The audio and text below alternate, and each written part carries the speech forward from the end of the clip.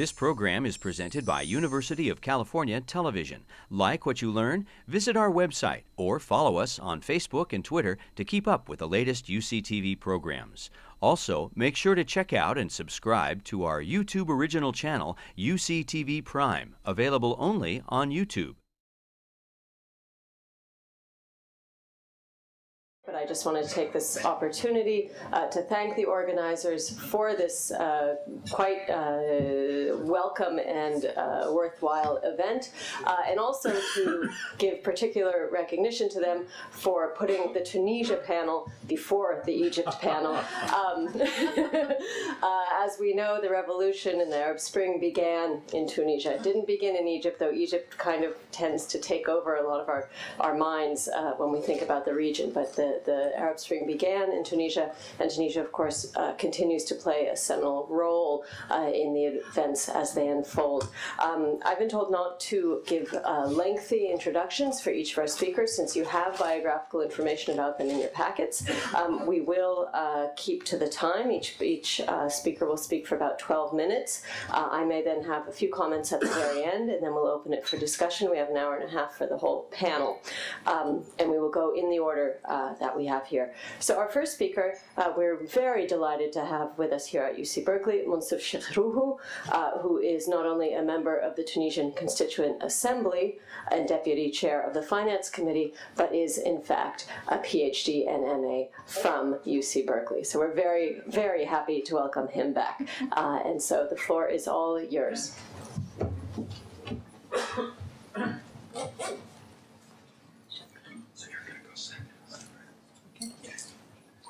Ladies and gentlemen, I can't tell you how thrilled I am to be here in Berkeley with very, very old friends. The friendship is old, doesn't mean they are old. And I'm very thrilled, except that today, at the same time, I'm very sad with what is happening. I got calls this morning from my son in Tunis, and the news are not very good. Actually, I'm bringing good news and bad news. To those who think that democracy is necessary for development of human beings, there is good news. Democracy is on the move in that part of the world and will continue to go on the move, whatever hurdles are there. The bad news is for those who think that democracy and Islam cannot mix. Because please realize that those countries are majority inhabited by Muslim creatures. And Islam, whether we are religious or not, cultural or not cultural, is embedded there. Islam as a religion or as a culture, or the continuation of Christianity and Judaism. Because Tunisia is a country that has been led by the Kahina, which is the feminine of Cohen, Jewish leader who resisted many invaders. Then Tunisia, between century 0 and the arrival of Islam, the 7th century, has been Christian. Very few people forget that. The ambassador of the UK in Tunis wrote a nice book, At Home in Carthage, about that Byzantine period. And Pope John Paul II, when he came to visit us in Carthage, told us that he looked in his records before coming, and he found that Tunisia gave, it had another name then, gave 3 popes to Rome. So I told him, you had 3 popes that were beurre. Those who understand French slang know that is the name for young French Arabs with curly hair. So this is this country that is majoritarily, culturally or religiously Muslim, and is very touchy about that. I try in 3 points to explain why democracy will keep on going and what the hurdles are today, what the challenges are. But we are in this fight because democracy is also a fight. Peaceful, of course. This morning I got a call from Tunis, and I know that demonstrators are very, very numerous around the embassy. In Tunis, they are attempting to tear down the US flag. The Tunisian police is not capable of containing this, and it's very sad news. to my son, who has elected to live next. He bought his apartment next to the US Embassy because all of the family, as you can imagine, is very close to what we see as America today. I would like to start with the first slide to answer the question. We didn't see democracy coming, said President Sarkozy. We had the choice between Islamist warmongers and dictators in Tunisia. No Democrats were there. I will say that, starting with this picture that goes back to 1938, it was a demonstration, peaceful as you can see, in the city of Sfax, the second largest city. To the right here is the labor union leader Farhat Hashed, who was leading the unions. Next to him is the chief of the chambers of commerce of the area, and those are businessmen from the area. What are they asking for? Un parlement tunisien. In Arabic, La budda min parlement tunisi. We must have a Tunisian parliament. So this is not an overnight dream. 1938 already people were wanting a parliament. A young man here on the left-hand side, 24 years old, Habib Sheikruhu, he's my father. He started the Le Temps that my dear friend Larry is going to tell you about, an As-Sabah newspaper. And he told me, you keep this picture with you. If you live long enough to see a Tunisian parliament, then pray for me. If you don't, please give it to your children and ask them to pray for us. He never thought his son was going to be elected in that parliament. Democracy is a quest in this land that was among the 3 oldest democracies in the world: Athens, Rome, and Carthage. Carthage had a senate. The senate was elected by citizens. Sorry, Eva, you know as well that citizen at the time meant those who owned land, and they were males, okay? So, but they still were citizens in the 3 countries, by the way. So therefore, this democratic return is important, and I wanted to insist on the fact that it is long, and democracy has been suppressed by many events. One important event is colonialism. You try to make the colonized people look like dwarfs. They cannot mix with democracy, and if they are Muslims, then Islam cannot mix with democracy, which is not true. This first introduction, you're going to ask me why this is bad news. It's bad news for those who think that Islam does not mix with democracy. We do think that Islam mixes with democracy, but we should not mix Islam with just anything. Most of us in Tunisia are Muslims, but one of the companions of my father in the camps that were opened since 1949 south of Tunisia to deport those who thought differently, opened by the French. The Nazi camps were closed in 1944. Those camps were opened in 1949. They deported Muslims, but they deported Jews. Jewish families of Tunisia, who were wealthy and well-to-do, refused the proposal by the French colonials to benefit from La Loi Crémieux, to be considered as Europeans, not indigenous like us. And because of that, rich families like Barouche, Baranès, Bessis were deported with my father and other people in those camps in the deep Sahara. And those persons said, we refuse this proposal, we are Tunisians.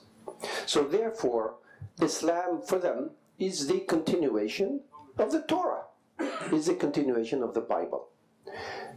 The second picture I want to share with you, I have only 3, is what the parties looked like before the elections of last year.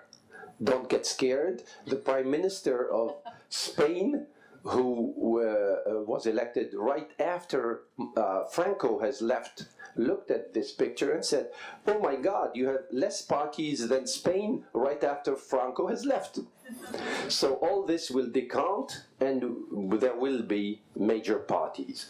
Here, the political scientists try to say which are the axes. So this is the tendency, Islamic tendency parties, and of course you find the leader now in Nahda, which earned 89 seats out of the 217 seats of parliament.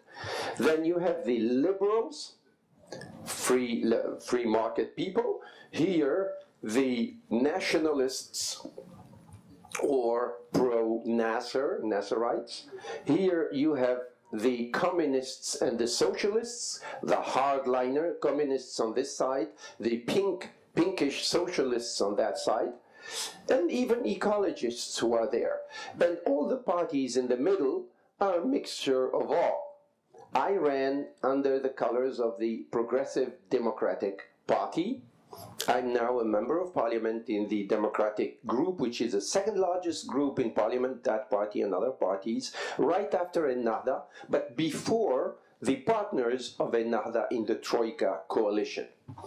So it's going toward getting all those parties together, and I will say a bit more. Plantu, the French designer of Le Monde, when he arrived to Tunis, had this nice look at the Tunisian flag. Of course, the Tunisian flag is on the left, and he turned it into that smile on the right. The other point, do I have 2 minutes? 5 minutes, thank you. The other point I wanted to make is the transition. The transition today of Tunisia is not coming from a mode d'emploi. I don't know how you say mode d'emploi in English. When you buy a new equipment, you open it and... User's manual. The user's manual. There is no user's manual. When the Tunisian people started this revolution, they didn't find any user's manual. He had to make up things every single day.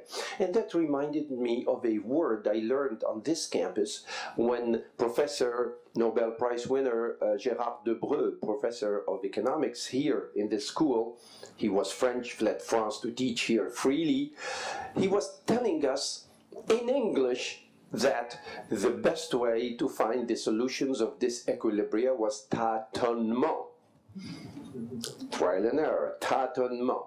And I thought of that. Every morning there is tâtonnement in Tunisia by Tunisians, and what really makes me so positive is that at the end of the day we take the least worst solution. And day after day things have been constructed. It's not an ideology that's being built. It's coping with reality the best way possible. Friends have stood with Tunisia. Many American friends have stood, official and non-official. I discovered in Berkeley what democracy at the city level means. Of course, I didn't go to elections, but I was very anxious about who was going to win proposition XYZ, Mayor, Ron Dellums, etc. And we have lived through democracy. So when I was talking to the people in Tunisia, I told them, I'm not talking theory, I'm talking Berkeley. Okay? And practice, okay? And therefore, friends of democracy are there, but enemies of democracy are there too. And unfortunately, enemies of democracy are very strong, because I thought they would belong to the Islamist parties or to the Salafist parties. No. Most of them belong to those who were in power before the revolution, that are reconstituting themselves, and those who are telling us so many things about the former Soviet Union know that the Communist Party did not disappear overnight and ran even into elections. And now they are reorganizing under new names to say, we are against one man, one vote, because the people doesn't understand anything. We want elites to govern, and we want Islam to be considered the enemy, which could lead to a civil war. They are backed by many Western countries thinking that's a good way to fix the Islam problem. That's a mistake. France has been doing that mistake until Mr. Sarkozy's departure. So today, Tunisia, to conclude, is facing what we financial analysts call a J curve. The letter J goes down before going up. We thought the J was going to go up pretty fast. We're going to get our degree and go to work and earn money. The J is taking a longer time than expected. And when I met some US officials in my former trip to Harvard, some of them asked me, what can we do to support this change? I said, politically, I will not give an advice because Eva and Larry are much better than me. But on the economic and social side, please tell the multinational financial institutions that the G20 has put in charge of supporting the Arab Spring in the meeting of Deauville a year and a half ago. Please tell them to consider novel ways of financing this J going up, not through debt. I met Mr. Rogoff in Harvard, and he knows what debt is about, and now he has a small laboratory in Tunisia also reflecting with us. So, no debt immediately, let's say. Why not consider what we call in French eau de bilan? That means participation in the equity side and semi-equity before considering putting new countries into debt.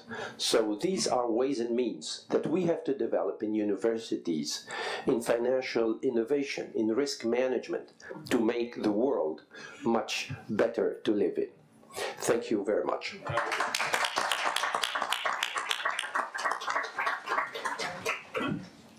Thank you very much, Professor Chekroukou.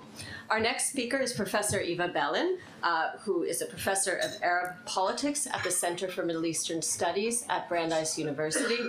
She's also has a long and distinguished career as a scholar of Arab politics throughout the Middle East, but is one of the few people who has been working on Tunisia over the long term. There are many people, of course, who are jumping on the Tunisia boat now, but we're quite lucky to have with us someone who can give us a bit of the sense of the longue durée in Tunisian politics. So we're very happy to welcome Professor Eva Balan. Well, thank you, Emily. It's a pleasure to be at Berkeley. I was telling Larry, I can't believe I've gotten to be this old and I've never been to Berkeley before. So it's very exciting for me to be here. What I'm going to do in the time allotted to me is reflect on Tunisia's political journey towards democracy over the past 20 months from the perspective of a political scientist. I mean, Larry and Mosif have such a wonderful, intuitive, and textured understanding of the country, which I could never hope to have. But I'm going to come at it a little from a more political, sciencey, analytic way. And what I'm going to do is break down Tunisia's journey into 3 steps and identify the factors that I believe have facilitated the country's success in this journey, as well as identify some of the factors that I think challenge its further progress. Political scientists typically break down the process of transition from authoritarianism to democracy into 3 logically independent, if chronologically linked steps. You have authoritarian regime breakdown, you have democratic transition, and then you have democratic consolidation. Step 1, breakdown of the authoritarian regime. The authoritarian regime falls apart, and this can happen for any number of reasons. It might be the consequence of popular pressure from below in the forms of demonstrations or strikes. I mean, think Iran in 1979. Or it might be the consequence of elite choices from above, the decisions of the elite to simply hand over power to the populace. Think of the military junta in Argentina, discredited and divided by the failure in the Falkland Wars, just decided to hand over power. The upshot is the same. The authoritarian regime breaks down. Step 2 is democratic transition. This involves the country's embrace of the basic institutions of electoral democracy, the embrace of basically free and fair competitive elections. Step 3 involves the consolidation of democracy, and this involves the country's establishment of the basic institutions and culture of democracy that deliver political accountability, true political accountability, over the long haul. So, for example, you create the separation of powers, you create an independent judiciary, you create effective political parties that have real roots in society. They're not just patron-client machines, they have real roots. Now, the reason why I think it's useful to identify these 3 steps is because it clarifies that there are 3 independent processes, each with its own logic and dynamic. And there's no necessary teleology between them. One does not necessarily lead to the other. An authoritarian regime can break down and never go democratic. Think of Iran after the Shah. A country can transition to democracy, but never move beyond instituting competitive elections. If you think of dozens of countries in sub-Saharan Africa that embraced electoral democracy between 1990 and 1994, they hardly went beyond that. They don't have meaningful democracies in the sense of consolidated democracies. And then there are the lucky few who actually make it to consolidation, and that's the countries like Spain and Greece and Portugal and South Korea. So we have to recognize that these are 3 independent processes. Let's reflect on the dynamics of each of these in the Tunisian case to identify what is unique and what's less unique about the Tunisian journey. First, Tunisia experienced authoritarian regime breakdown in mid-January 2011. This occurred over the course of a shockingly short period of time. It was less than 1 month. I mean, frankly, this is why so many of us, myself included, completely missed it. I had no idea. A colleague, I'm embarrassed to say this now, but my colleague, Joel Migdal, who some of you may know, called me about, I must have been January 10th, and said, Eva, what's happening in Tunisia? And I said, oh, Ben Ali was smashing as he always had. And then 4 days later, Ben Ali was gone. So the point is, it was so fast. The protests began December 18th. Ben Ali was gone by January 14th. Now, regime breakdown in Tunisia was driven by 2 factors: mass mobilization of protest and the decision by the Tunisian military to refuse to use lethal force to repress or contain the protest. I'm not going to go into the dynamics behind mass mobilization of protests. I've written about this elsewhere. I've also written about the military, but let me just say something about that because I think it's more interesting and more unusual. The Tunisian military's decision to refuse to use lethal force is really what distinguishes the Tunisian case, and actually also the Egyptian case, from so many other cases in the region. And this had to do with the professionalism of the military that led itself to see itself as the protector of the people, rather than just the protector of the regime. Very different from the police, which identified itself more as the protector of the regime rather than the people. And I can be happy to elaborate upon this in the Q&A. But there's nothing unique to Tunisia, frankly, about the way the regime broke down, the authoritarian regime broke down. The logic that was at work in Tunisia we see in the Philippines and Indonesia. It's a very similar process. So let's turn to the second step, democratic transition. This has also been an equally breathtaking process. Tunisia is the first Arab country to successfully transition to electoral democracy in over 50 years. It has successfully embraced the defining institutions of electoral democracy, that is, competitive elections that are basically free and fair. Tunisia achieved this in October of 2011. It had this free and fair national election of the Constituent Assembly, which was tasked with writing the country's constitution and governing the country for an interim period of a year or so. Now, what explains Tunisia's success in carrying out this step in democratic transition? There are many factors that come into play, but I will identify 5. And this comes out of the political science literature. What are those 5 factors that explain Tunisia's success? The first, elite consensus and commitment. In Tunisia, there was ideological consensus among the entire political elite that democracy was the only game in town. All were committed to instituting the democratic process, from Ennahda, the secularists, to the communists. And such consensus is absolutely key. Historically, elite consensus proves more decisive than anything else in shaping success's democratic transition. Socioeconomic factors, institutional endowment, geographical neighborhood, those things are all important, but elite commitment is really the most important thing. And this is why even countries like Mali and Mongolia, countries that existed in completely inauspicious terrain for democracy, managed to transition. And so Tunisia was blessed, as those countries were, with an elite committed to the process. Second, you had military retreat. In Tunisia, the crucible of coercive power, the military, was committed to seeing the democratic process go forward. The military, for reasons that had to do, historical reasons having to do with, well, I won't go into it here, but it was small and professional and apolitical. It did not seek to monopolize power. It stepped aside. It embraced the idea of civilian oversight. This was also crucial to success. Third, Tunisia benefited from inclusivity. In Tunisia, the political process of shaping and executing the first elections was an extremely inclusive process. The Committee for the Protection of the Revolution included representatives of all parts of the political spectrum: Islamists, secularists, labor leaders, feminists, professionals. There were more than 100 members and kept growing as time went on. And this inclusivity, even if it was a bit unwieldy, gave the institution-building process legitimacy at the same time that it fostered buy-in to the system. Everyone had a stake in the system because they had been part of building it. And this was also true for the first elections. As Mossaf showed, there were over 100 parties that ran. Everybody was allowed to run. It was an extremely inclusive process. Everyone except for the Salafis did not have a party at that point. But since then, they have been included as well. The fourth factor that Tunisia benefited from was long-term bridge building. Actually, did I say 4 factors? I'm only 5, I'm only going to do 4. Long-term bridge building. In Tunisia, there had been a history of negotiation and bridge building between opposition forces for more than a decade.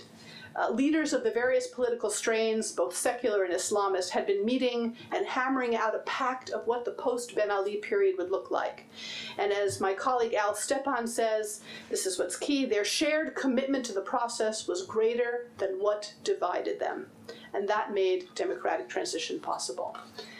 So Tunisia had these 4 qualities that really fostered effective democratic transition. Many other Arab countries do not have these 4, and they make me much more pessimistic. Now, what about moving forward toward democratic consolidation? To achieve consolidation, it seems to me there are 2 additional factors that are very important.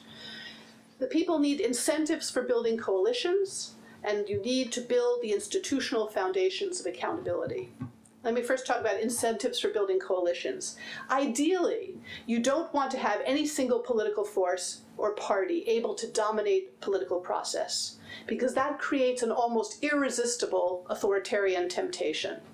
Ideally, a country engineers its electoral institutions in a way that will prevent any party or force, any single party or force, from being able to create an absolute lock on power.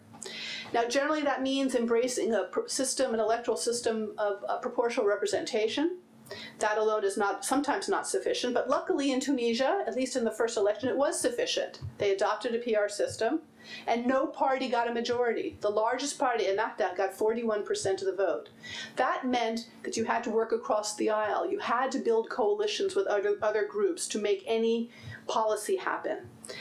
So this necessarily inculcates a culture of collaboration and compromise and negotiation, which is absolutely essential to the survival of democracy. So that looks good.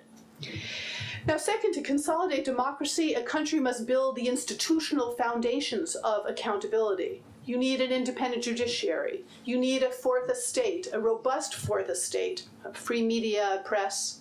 You need a vibrant civil society. You need robust political parties. This is a very tall order. This is a process that may take many years.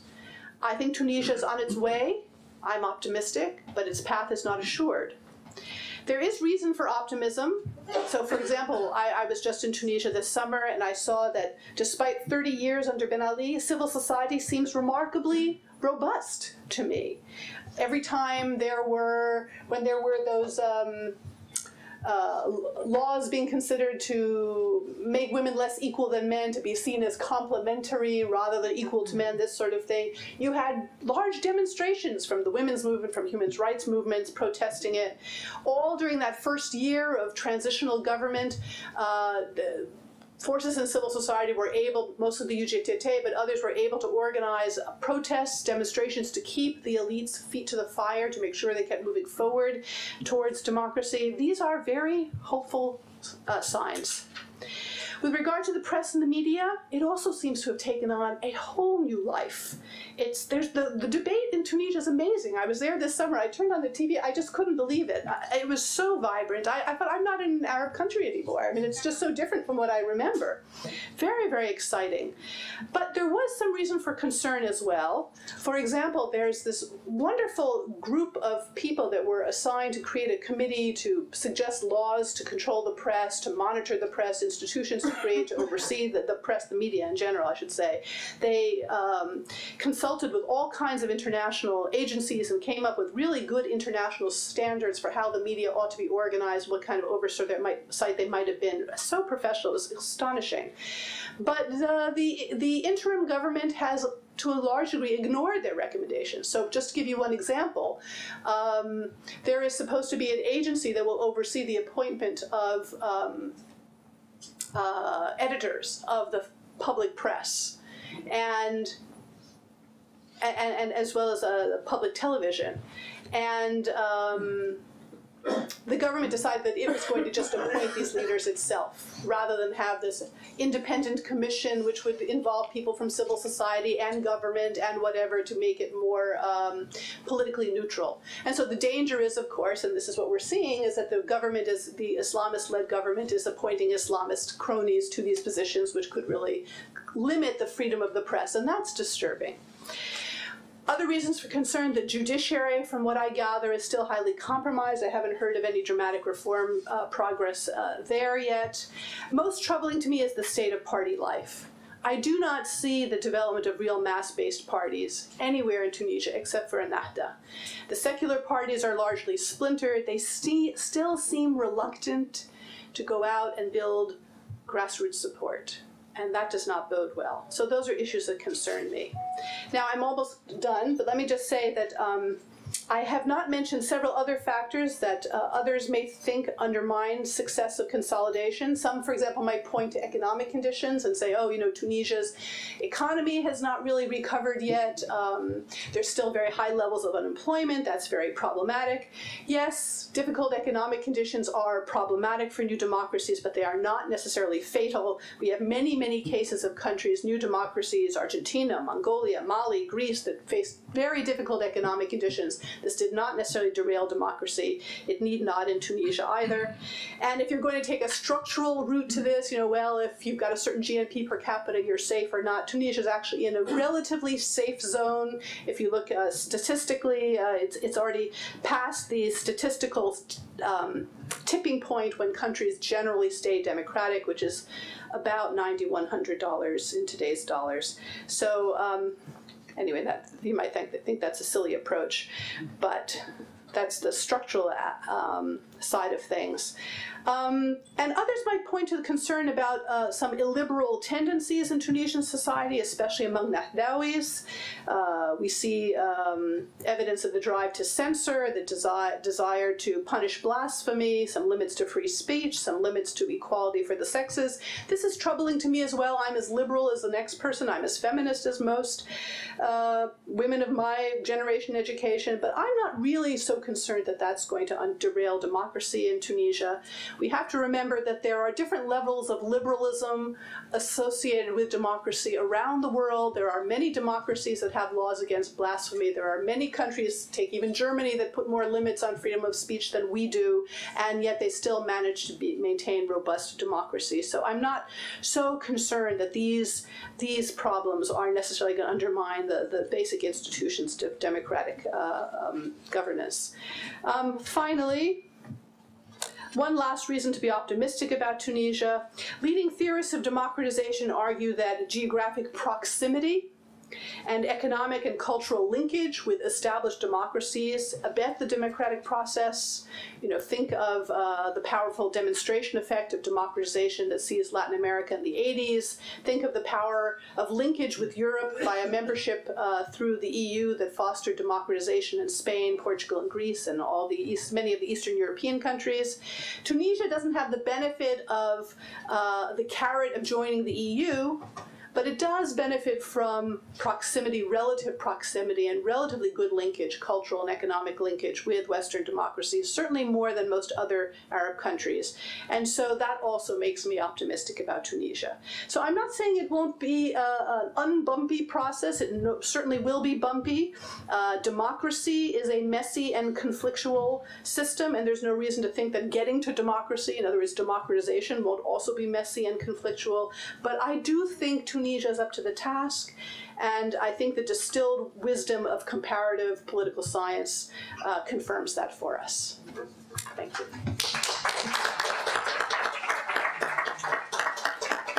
Thank you very much, Professor Balan.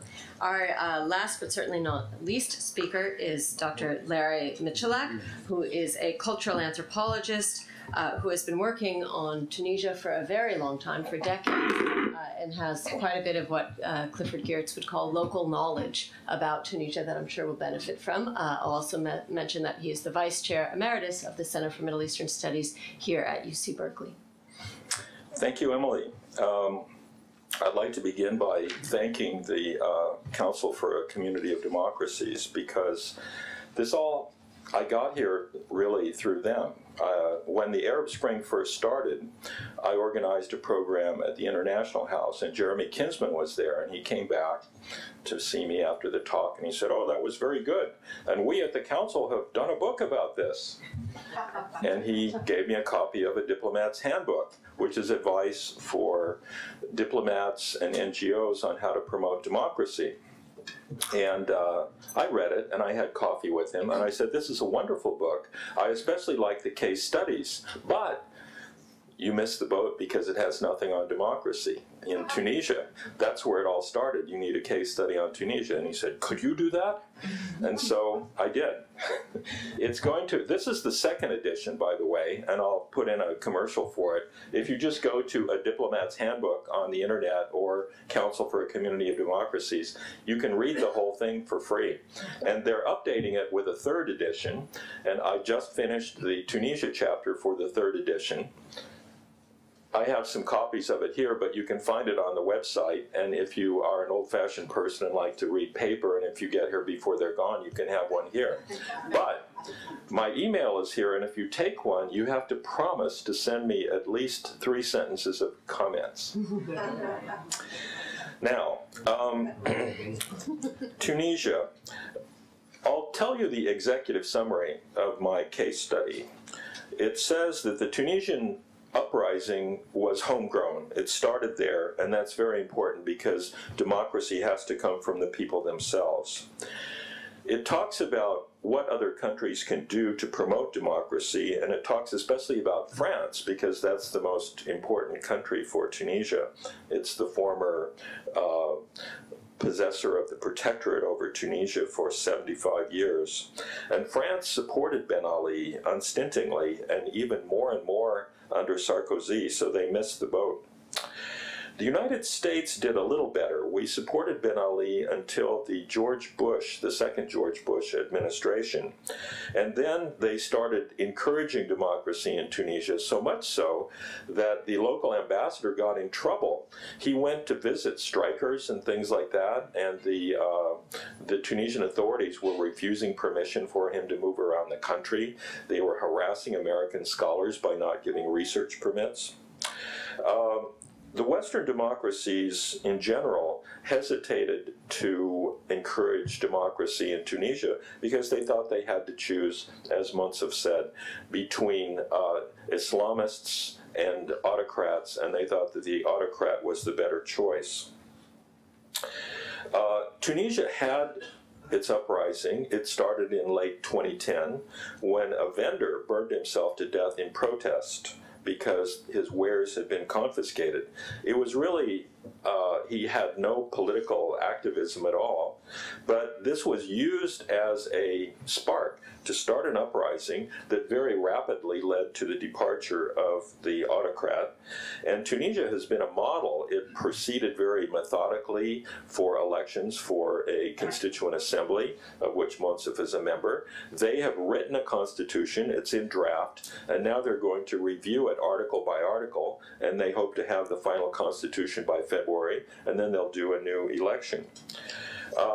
It's interesting that in Tunisia, as it was mentioned, Ennahda, the Islamist party, won a 41% plurality. This was not expected. There was another secularist party, and it was expected to run neck and neck, but it finished with only about 7% of the vote. So Ennahda was very effective in Tunisia, and I'll say more about Ennahda in a minute. The Tunisian economy has gotten worse since the democracy movement. It's partly because of what happened in Libya, because after Tunisia, Gaddafi fell, and it resulted in a ruinous departure of hundreds of thousands of Tunisian workers from Libya who came home, contributed to unemployment. The Libyans are a main source of tourism dollars for Tunisia. This contributed greatly to the declining economy. The most important thing that other countries can do to help Tunisia is to help them with their economy, especially to create jobs so that the democratic government will not be criticized so much, because there, like here, the economic goodness and badness of the times is a major factor in how people perceive the regime. I agree that in the long run, Tunisians are not likely to give up their hard-won freedoms, and so that is the summary of my article. Now, Tunisia, why did it start in Tunisia? This is a very interesting question. Tunisia had a few conditions that I think were propitious to the start of democracy, and people should have noticed this, but they didn't. I didn't notice it. I didn't expect that there would be a revolution either. But Tunisia has always had a high level of education. In the early years of independence, they spent a third of their national budget on education. Very little has ever been spent on the military. Tunisia has a large middle class. Tunisia has an active civil society. Even under Ben Ali, there were people always trying to organize. It's just they couldn't get permits to do so, to have organizations. Tunisia has always had respect for women's rights, even before Bourguiba. Bourguiba could not have done the things he did if people didn't agree with him, including women's rights. And Tunisia has a relatively homogeneous society. Mind you, the interior is very poor, there are class divisions, but relative to other countries in the Arab world and the Middle East, Tunisia is homogeneous. Everybody there is an Arab, and everybody there is a Sunni Muslim. And you look around the rest of the Middle East, and there are Berbers and Arabs, there are Sunnis and Shias, there are Druzes and Alawites and God knows what. But Tunisia is homogeneous, and that helps to make it easier for promoting a democracy. Now, the Islamists, to a lot of people this is a dirty word, but the Islamists in Tunisia are really very progressive. Rashid Ghannouchi, who is the head of the party, Ennahda, is someone who for years and years has been writing articles about how Islam and democracy go together and how Islam is an essentially democratic religion. They were very well organized in the electoral campaign. They played no part in the revolution because they had all been forced out of the country or put into prison. But once Ghannouchi came back, Ennahda was very well organized, and they won 41%, not a majority, and they made a coalition with two other parties to lead the country. Women is one of the aspects that are very progressive about Ennahda. Tunisia, in the election, they elected 217 people. And of these 217 people, 49 of them were women. And since then, it's gone up to, I think, 52. Is that right, Monsef? So, gone, so the replacement. Yes, because in the election, they required each party to alternate man, woman, man, woman, man, woman. Most of the parties had each of their lists in each region start with a a man, and they would only get one person elected. So that's why there were more men than women elected. But Ennahda actually had several of its lists headed by women. Musa's party also did too, Maya Jridi. And of the 49 women that were elected, 42 of them were from Ennahda. Ennahda also wasn't doing that just to try to appear progressive. They have women as part of their leadership. Their central committee is nearly half women. And these women are very active because many of them led their families while their husbands were in prison. They're really tough people. A lot of them are very well educated and work. And so Tunisia is very progressive. Even the Islamists, when it comes to women, I should say even especially the Islamists. And by the way, since we have such an intellectual group here, I'm going to give you a quick test. How many Muslim majority countries have had a woman head of state? Muslim majority means most of the population is Muslim, more than 50%.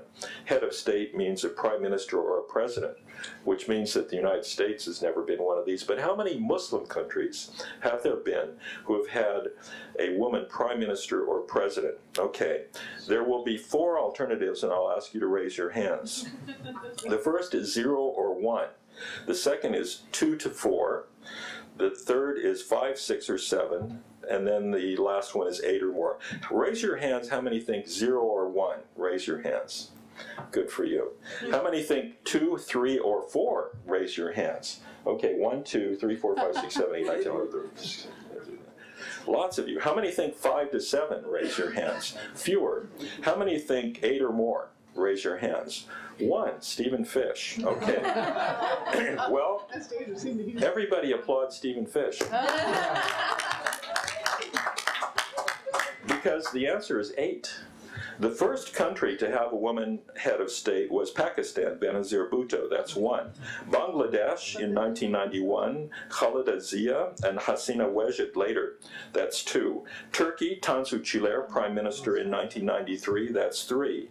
Indonesia, Megawati Soekarno-Putri, Indonesia, the biggest Muslim country, 2001, President, okay. Senegal, Madior Boye was prime minister from 2001 to 2002. Senegal is 94% Muslim, and their first president was a Christian. How's that?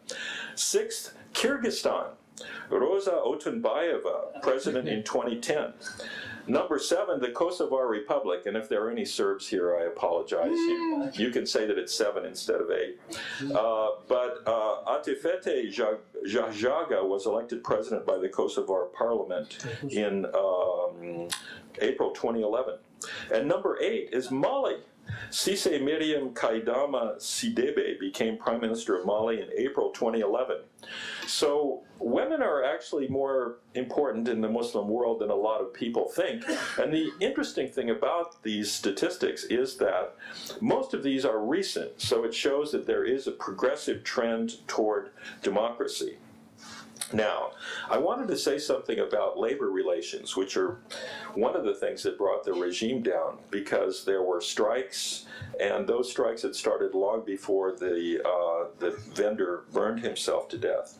The UGTT, the National Labor Union, had discredited itself, but labor will be very important in achieving a good Tunisian economy, because they shoot them in their foot each time they have a large strike. The article that I wrote has lots of advice for diplomats and for NGOs for promoting democracy, and I won't go through them. But one I will talk about because Monsef is here, and that's on the press. The Tunisian press, under Bourguiba and Ben Ali, was just so subservient. They kissed ass so much, it was embarrassing. And I love to read the newspapers. I spent 4 of the last 6 years in Tunisia, and this is Monsef's family's newspaper, Le Temps. And so you pick up Le Temps. I just picked these up on my way out of the door this morning on a whim. But you find on the front page Ben Ali. And the next day you find Ben Ali. And the next day you find Ben Ali. And the next day you find a bigger picture of Ben Ali. And the next day you find Ben Ali, and sometimes you find his wife. And I can't help telling this story. Monsef actually was the editor of this newspaper, and his family also had the major Arabic language newspaper in Tunis. And along about 2000, he criticized the president a little bit, not a lot. And the government withdrew all of its advertising from the newspaper. The newspaper almost went bankrupt. He had to flee the country, live in France for 10 years, and his brother took over the newspaper. And I guess his brother went to the president and said, "Oh, we're so sorry," I don't know. But they gave their advertising back. The newspaper became very subservient. And then that wasn't enough. They forced the Shikruhu family to sell the newspaper to the president's son-in-law. And so now he's trying to get his newspaper back. But a free press is very important for democracy. Unfortunately, the press is trying to win back its credentials for impartiality by being extremely violent in its criticism of the government. I mentioned how the French missed the boat, but actually François Hollande, the new French president, pointed out that the socialists had been consistent about criticizing the French government for being too close to Ben Ali, and that they had expelled the Tunisian party of Ben Ali from the Socialist International.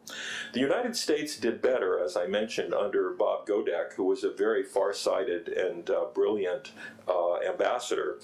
But the Tunisians, I don't think, have such a positive perception of the United States despite that, because in their eyes, the Iraq War, the Afghanistan War, support for Israel, and so on, tends sometimes to overshadow our other policies. Italy was a very important country for Tunisia. They helped put Ben Ali in power. The pilot that was waiting to fly him out of the country if his coup failed in 1987 was an Italian pilot. And both Craxi and his successor had financial interests in Tunisia. The European Union didn't really push Ben Ali very hard, but everybody is trying to make up for it now by being helpful to Tunisia. I shouldn't be too hard on the French because their tradition of foreign policy is different from ours. The French tradition is that they like to work behind the scenes, and in many instances they did work behind the scenes to protect dissidents, get them out of the country. The United States did things more publicly. We put our criticisms of Ben Ali on our website, and so on. Conclusion.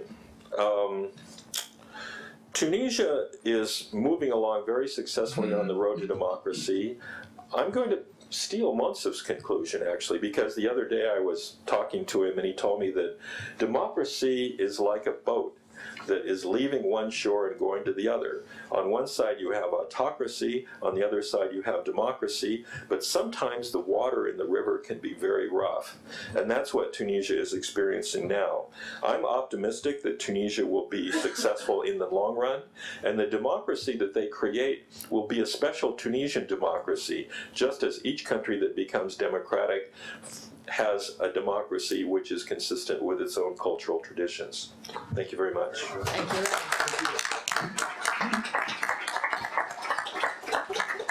Okay, just to recap very briefly, I think these three presentations went some distance toward reinforcing this idea of Tunisia as unique and maybe exceptional, and that goes along with my earlier comment of, you know, the Jasmine Revolution being the first sign of the Arab Spring. Monsef talked about this long tradition of tolerance and consultation within a relatively flexible Islamic framework.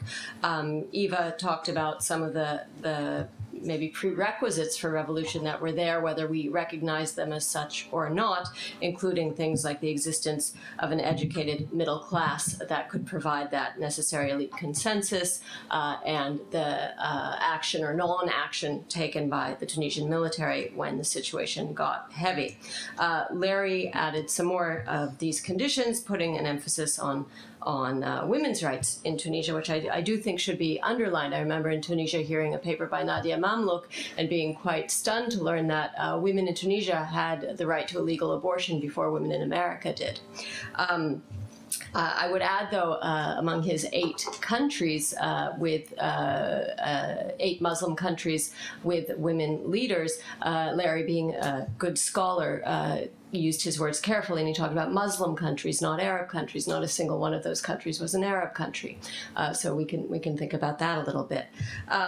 I would add simply the demographics of Tunisia are something we should keep in mind, especially when we compare Tunisia to Egypt.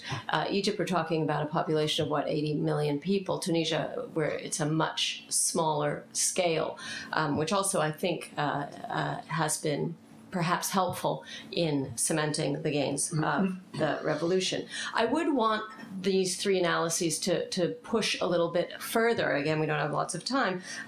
But I would certainly say to Munsif that we've been talking about the compatibility of Islam and democracy for a long time. You know, it's almost become a cliche. And you're here with us in this very unique position of actually being where, in the place where these things are actually being put into action. So I want to know, what are the actual mechanisms? What does Ennahda do when they're presented with a case? I know this didn't actually make it to the parliament, but when the Tunisian Olympic medalist, the runner, Habiba Ghribi, was criticized, and people, some Islamists, wanted her citizenship to be revoked because she had won that medal running in the Olympics wearing her underwear. And this was considered, you know, a very shameful thing. What actually happens in the discourse in the parliament? That would be useful for us to know. Eva very usefully warned us against teleological thinking. The Arab Spring will not lead to, you know, immediate democracy. In many cases, these kinds of uprisings don't lead to anything at all. However, again, going along with that theme of the, you know, potential uniqueness of Tunisia, how does this compare to other areas of the region? And here I'd actually want you to look more even at North Africa, even at someplace like Morocco, which we don't talk about, but which also has a lot of foment. I mean, there are protests and so on in a very different kind of political and social structure. Libya, we'll talk about Egypt later today, but, you know, elsewhere in the region, maybe Syria, Yemen, how does Tunisia fit in with these kind of structures and processes you mentioned? How unique does any other place come close to this same set of circumstances? Lastly, Larry, since you're my friend, I just have to take you on, and you know exactly where I'm going to take you on. I would not say every single Tunisian is an Arab. Not by a long shot. We have seen, I have to raise the Amazigh cultural issue, the Berber cultural issue. There were apparently no Berbers in Libya either until the revolution, and they started coming out of the woodwork. We just did a conference through the American Institute of Maghreb Studies in Tangier this last summer on the Berber issue. We had representatives from Tunisia. We had representatives from Libya who spoke Berber languages, who had been deeply involved in Berber issues, activities that were suppressed in these countries. So I think, you know, I don't want to overstate it, because some people do that and say, well, all of Tunisia is actually Berber. But I don't think it's safe anywhere in North Africa to ever say, you know, that these are 100% Arab populations. Okay? And I leave the floor open to you if anyone would like to comment on what I've said, or we can go straight to the audience. Maybe an answer on what's happening in the parliament? Yes, please. Thank you. Thank you. I'm learning democracy every day with the contact with the people and with the colleagues. Democracy, you never get a PhD in democracy. You just learn every single day. And one other lesson I learned from democracy is that in democracy, the first right is the right to say stupidities. You have the right to be stupid in democracy. So when we have agreed among all the parties in parliament that the women's right, instated in Tunisia in 1956, equality between men and women, was not going to be touched. It is going to be a fundamental law in the constitution. The Islamist party has suggested that after we have discussed behind closed doors to get credit for that, but they agreed. They even went out and said, we approve of that. Good for them. Then one or two members of parliament from their party started trying to haggle. Okay, equality, but let's say complementarity. And then, as Eva said, reactions of civil society were amazing. Don't ever try to touch human rights in Tunisia. Some ladies were telling me, why are you proposing to us equality between men and women? We are already superior. So anyway, so the right to stupid people to say stupidities concerning the shorts of the Olympics lady, etc., is part of democracy. When does it become dangerous? Either when they become a majority, which is not the case, and French press, unfortunately, and very large parts of the Western press tends to show this as being the Tunisia that reminds me of Journalism 101 course I was taking next to our economics courses. The professors were telling us when a dog bites a child, it's not news. But when a child bites a dog, that's news. So we're looking at that kind of a thing. But discussion, and I look at you, sir, and I say, pedagogy is fundamental in democracy. I went to Melassine quarter of Tunis, where I have been elected, and I was telling people, you have children, you have girls, daughters. Do you want them to study and get a job? Yes, they say. So you are progressive? Yes, they say. So you're going to vote for which party? We're going to vote for the Islamist party, Ennahda, not for a Tahrir. That is even more extreme. Said, why don't you vote for the Progressive Democratic Party? Larry was kind enough not to quote that party by name when he said that actually we lost a lot. And I tell you and him why we lost a lot. Because the answer of that father was, I will not vote for you because you are against Islam. There was a movie, Persepolis, that was shown in Tunis during the elections. It was understood as mocking Prophet Muhammad in the houses of people. And those people who are progressive in the workers' parts of Tunis who wanted their daughters to study and work, they told us, but we will not go as far as being against Islam. After all, you will never find a party in Israel that's against Judaism. So therefore, we will not vote for you. So let's be cautious and never underestimate the cost in Tunisia and outside Tunisia and outside the Muslim world. After all, it's 1/4 of humanity we're talking about here, of defamating the sources of those people. It could be explosive. Thank you. Thank you. Unless anyone has something to add, I will open it. Eva, did you want to add something? Well, I was just going to say something. You asked about the uniqueness of Tunisia, and I just say, if you look at the 3 steps that I talked about, let's first just look at authoritarian breakdown. Remember, you only had 4 to 5 countries where you have authoritarian regime breakdown in the entire region, right? We're talking 22 Arab countries, only 5 saw breakdown. So that already establishes a certain amount of uniqueness. And a lot of that has to do with the position of the military or NATO intervention, but so that already establishes some uniqueness. In terms of transition, really, Tunisia is the only country just a little bit behind, but maybe also. But then we're talking 2 countries that have done that, and nobody's consolidated yet. So there's still a fair amount of uniqueness in the Tunisian case. And again, I think things like the professionalism of the military, the consensus about elites about where things should go, the inclusivity of the process really does distinguish Tunisia from so many other countries and the possibilities there. Good. Larry, we can continue our discussion later. I'm going to open the floor. I would ask you to keep questions brief, and Alice is going to hand you the microphone, so please wait until after I've called on you, and she will come over. Please. Yeah, I want to address the question of the unpredictability of change. Professor Kissinger didn't predict the end of the Soviet Empire, and Arabists didn't predict the end of authoritarianism. And why is that? One word that's been missing from our discussion yesterday and today is the word Gallup. For some years, the Gallup poll in the Middle East has measured opinion throughout the region, North Africa and the Middle East, and has consistently found that when you ask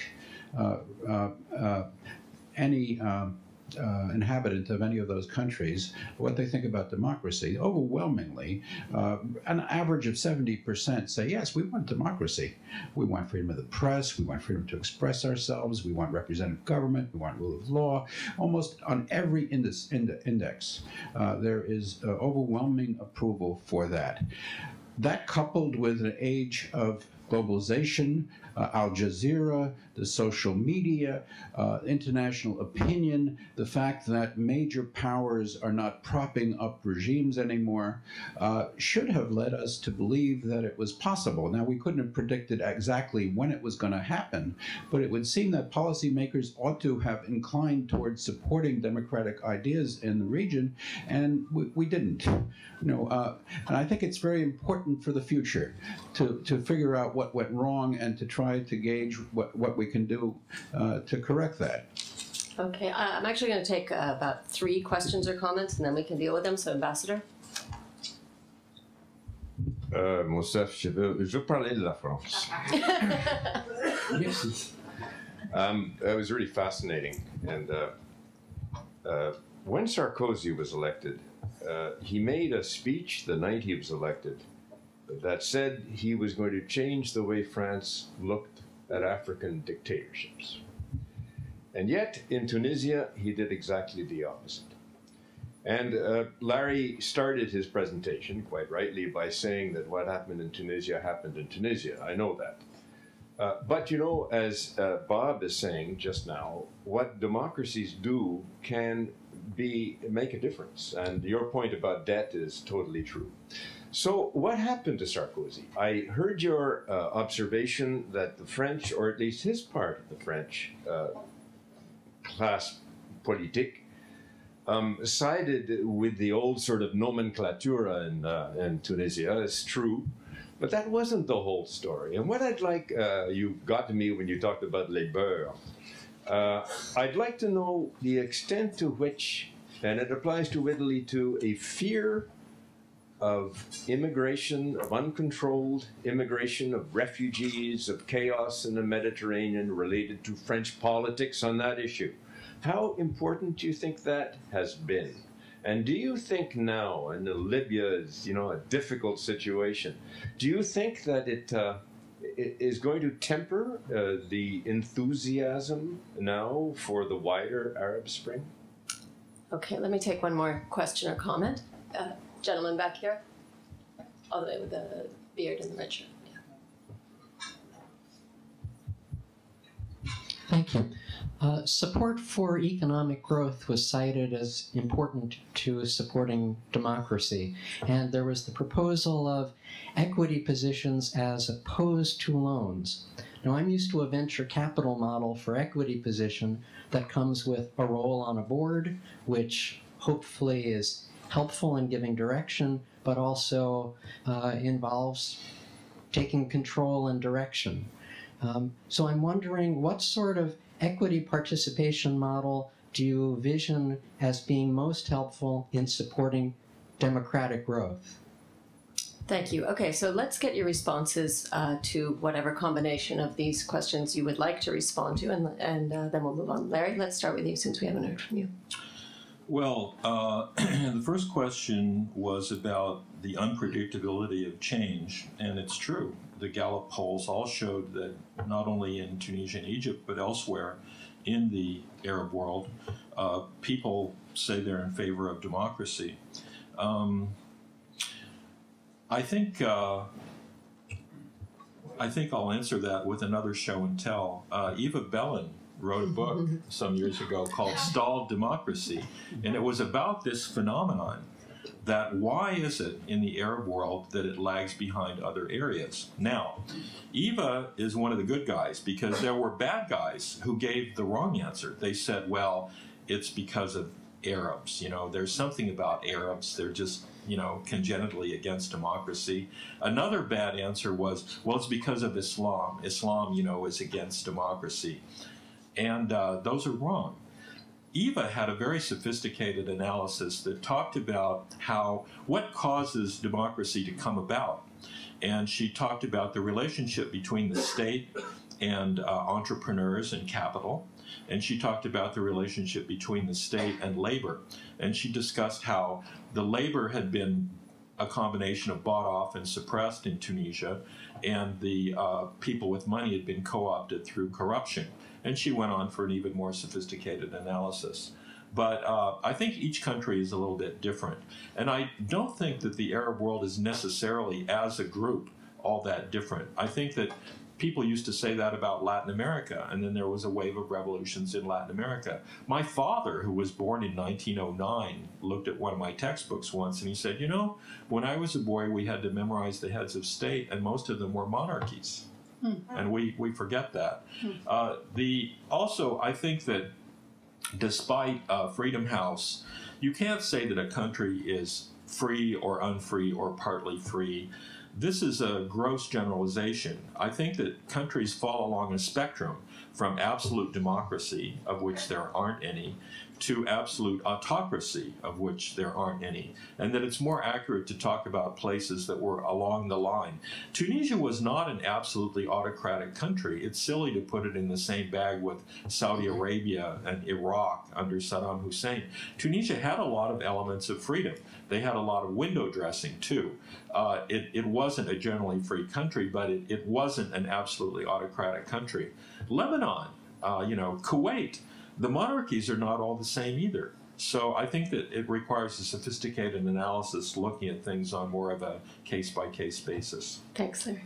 Eva, you have anything? I'm just curious whether our first questioner believes that America or Western powers really can play a major role in democratization in these countries. I mean, the impression I gathered from what you said was people wanted democracy, but America was on the wrong side, and that was bad. Oh, no, that's not what you were saying? Oh, okay, I misunderstood. Because I really think this is an internal process. This is not something that foreign powers can really dramatically shape one way or another. 5%. Oh, is that that's even... Yes, so then we're on the same page. Okay. Anything? Yes, very briefly, I thank you for these very, very enlightening questions. I will start with the technical question, if I may, finance. What kind of equity participation?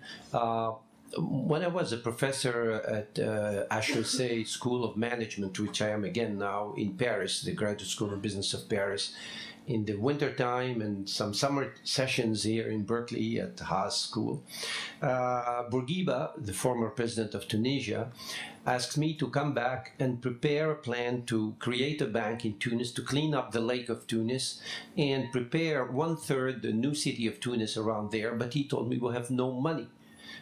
We cannot borrow. It's too expensive.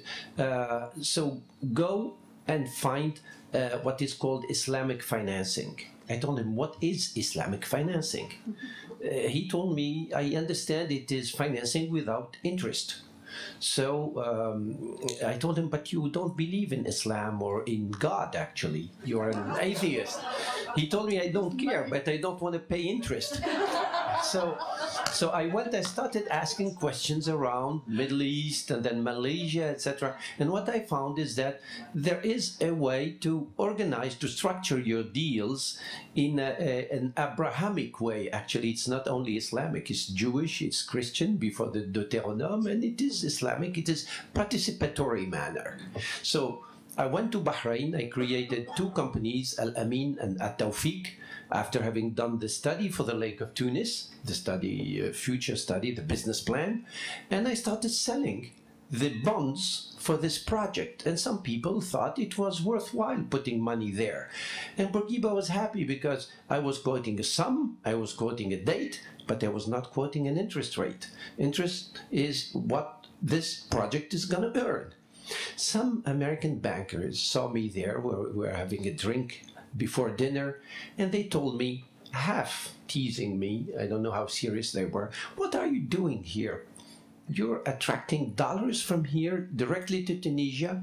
Can't you wait that those petrodollars reach New York and come borrow money with interest from us? I told this to Bourguiba, and he told me, this is a political matter. I'll take care of it, but keep on doing what you do. The project has been a success. It was 25 years ago. Tunis is built there. The American embassy is there. It is modern, and it is distributing dividend every month of July. So this type of example is called the PPP. It is public-private partnerships. This is what I meant. We should develop financial means through equity participation and public-private partnerships. There are pitfalls, but there are advances that are quite numerous. I will not go in more detail. Second, briefly, very, very brief intervention. Gallup. Yes, I was in Paris, as you kindly said, in exile since year 2000. Not only that, but they withdrew my right to publish my newspaper. One morning, I was told by the Minister of Interior, you do not have the right to publish the newspapers of your late father. So I had to go away. I didn't want to beg, and I could not sell fruit like the poor guy who burned himself. So I went back to HEC, where they hired me again. And my son was with me. He was studying in France, but 2 years before the revolution, he left me and went back to Tunis. This is a sign. Before earthquakes, they say that babies recognize some tremors. This guy was not a baby, and he went there. He told me, I have got to be in my country. He was in circles defending the right of internet groups. He used internet with those groups to the point that the BBC, after the revolution, was calling Facebook as bullets used by Tareq Sheikh Ruhu. Because what they were doing during the revolution, when some snipers wanted to shoot Tunisians, is to spot them, to take the GPS position, send it to the military of Tunisia that were clean. 15 minutes later, the military was sending helicopter to collect those guys. And they saved lives that way. And he got a decoration one morning. I told him, your grandfather never got a decoration. Your father never got a decoration. And you, little kid, got a decoration. They felt the revolution. Not only they felt it, I think they made it in a way. We are elected, but they made it. The last remark has to do with the ambassador and France. Yes, Mr. Sarkozy was fearing chaos in the Mediterranean. But Mr. Hollande, who is educated in the HEC School of Management, I mentioned earlier, has learned that the best way out of crises is through growth, because growth brings job, bring wealth, and bring stability. And he is proposing growth to Mrs. Merkel, that is trying to understand what that is, but she's not saying no. Talking about Tunisia, he told me, I am pro what is called co-growth or joint growth, la co-croissance. So if we have 10 million to invest in industry in France, we will invest 8 million in France and 2 million in Morocco or Algeria or Tunisia or Libya, and benefit from that synergy, because we will be able to sell our products cheaper, more competitive, that will create jobs in Tunisia and in France. So this is the progressive way that Mr. Sarkozy didn't see, and this is a progressive way out of having illegal immigrants going from south to north, but rather having jobs created in the south. And that's our aim in my party for the next election, is to show that Tunisia is a beautiful car with a beautiful people, but when you open the hood, there is no engine. We need engines, we need firms, we need a business-friendly environment. We dare say that. Thank you. Thank you. We probably don't have time for responses, but I know a lot of you had questions or comments, so I'd like to take those, and the discussion can continue perhaps in the break and in the next session. Right here. I'd like to focus on the Mediterranean as a geographical concept. it's water, of course. It's not land. And we tend to think of things in terms of land. We think of the Mediterranean as north of the Mediterranean is Christian and democratic. South of the Mediterranean is Islamic and not democratic.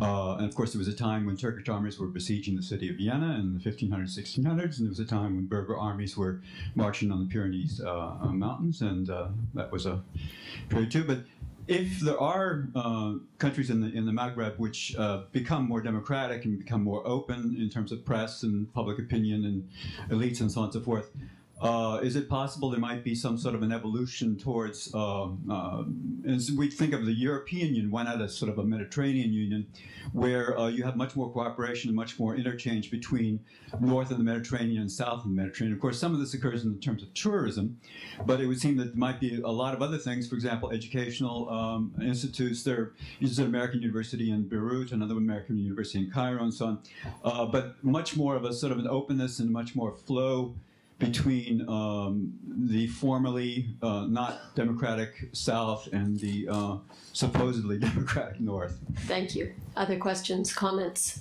Right here, please. Yes, the panel has talked about the relationship between Islam and democracy and about some Islamist parties. We've heard a little bit about Ennahda, and we haven't heard too much about distinctions among Islamists between Ennahda and Salafiyya in particular. I wonder if the panel would address that. Okay, and I'll give the last word, I believe. Did Peter, you have your hand up? Yes, to Dr. Bartu in the back.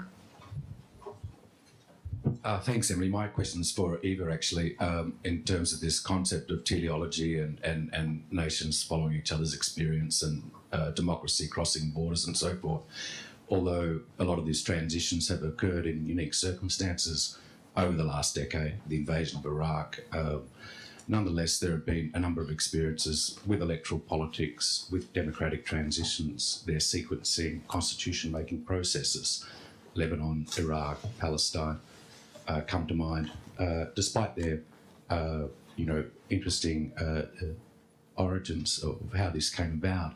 Nonetheless, my experience has been from working and visiting in these countries over the years that they're looking very, very closely at the experiences in Libya, in Egypt, and they're looking equally at possible outcomes in, say, Syria, for example, and what kind of processes will emerge there in terms of an eventual return to constitutional government once some kind of framework for peace is sorted out. Thank you. Okay, maybe you can each have a 1-minute response, Larry. Oh my goodness. I'll pass. Okay, Eva, 1.5 minutes. Oh my goodness. I mean, I give entire lectures on each of those countries. So I'll just say it very briefly. Libya, Yemen. This is what the consensus is among political science. The problem is you don't have states in those countries. You have to build state institutions before you, maybe not before, but that's a huge challenge those countries face in addition to building democratic process. So, and in Syria, we haven't even gotten to authoritarian breakdown yet. So it seems very premature to talk about democratization in that context. That's all I can say. Thank you. Mediterranean, yes. When Mr. Rabin was alive, I was one of the persons who worked on what we call the dividends of peace in the Mediterranean. They were huge. He was telling me, I went to the end of the war. I won all my wars as a general, but that will not bring the solution. The solution is peace and is dividends of peace. Unfortunately, a 10-cent bullet ended that. And until today, there will be no peace in the Mediterranean if we don't decide that we want to live together in the same street. Coming back to Ennahda and Salafi, yes, there are Salafists in Tunisia as well, but 9/10 of the Salafists are peaceful Salafists. They're like Mormons or Amish. They want to live their way, the way people used to live 12 centuries ago. 10% of them are jihadi Salafists. They think they lost this earth life, but they want to win their future life in heaven. And they will die fighting for that. these people are to be treated by law. This is our monthly discussion with the Minister of Interior when we summon him in Parliament and we ask him, what have you been doing there? Ennahda is very much afraid of being perceived as a continuation of Ben Ali repression, but because of that they are too weak. Like today, what happened at the Tunisian embassy, at the American embassy in Tunis, right before I came, my son called me and they told me that the police ran away around the embassy. This is not good. Ennahda is weak as an executive branch, and this we intend in Parliament to use it for the next elections. Salafists are there. Those who break the law are to be treated by the law. Brigade Rouge, Red Brigades were combated that way. The others should be existing because they have different ways of life. Why not? Well, I'd like to thank our three panelists for outstanding presentations and our audience as well. Thank you so much.